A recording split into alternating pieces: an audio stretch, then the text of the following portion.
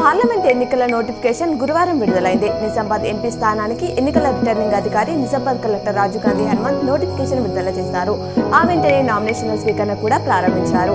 నామినేషన్లను April 25వ తేదీ వరకు రోజు ఉదయం 11 నుంచి మధ్యాహ్నం 3 గంటల వరకు స్వీకరించనున్నారు.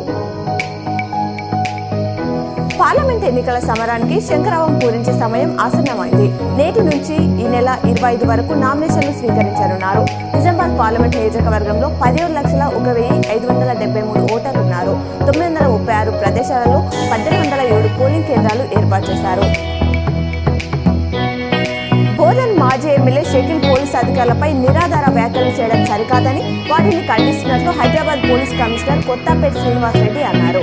జూబ్లీహిల్స్ రోడ్డు ప్రమాదం కేసు దర్యాప్తు చేసిన అధికారులపై ఊహాజనిత ఆరోపణలు చేస్తూ కేసును తప్పుదోవ పట్టించడానికి ప్రయత్నిస్తున్నారన్నారు. మాక్లూరు మండల కేంద్రంలో గల ఎస్ఆర్ ఫంక్షన్ హాల్లో రేపు జరిగే కాంగ్రెస్ కార్యకర్తల సమావేశానికి ఎంపీ అభ్యర్థి జీవన్ రెడ్డి రానున్నట్లు మండల కాంగ్రెస్ అధ్యక్షుడు డాక్టర్ రవిప్రకాష్ తెలిపారు. కార్యకర్తలు అధిక సంఖ్యలో హాజరు కాగలరని మండల కాంగ్రెస్ పార్టీ ఆయన తెలిపారు. నగరంలోని 34, 41 డివిజన్లలో నిజామాబాద్ అర్బన్ ఎమ్మెల్యే ధన్పాల్ ఎన్నికల ప్రచారం నిర్వహించారు. రానున్న లోక్సభ ఎన్నికల్లో బీజేపీ ఎంపీ అభ్యర్థి అరవింద్ను గెలిపించాలని కోరారు. ఇందల్వై రామాలయంలో బ్రహ్మోత్సవాలలో భాగంగా శ్రీ సీతారాముల కళ్యాణోత్సవం కమనీయంగా నిర్వహించారు. పెద్ద ఎత్తున భక్తులు హాజరయ్యారు.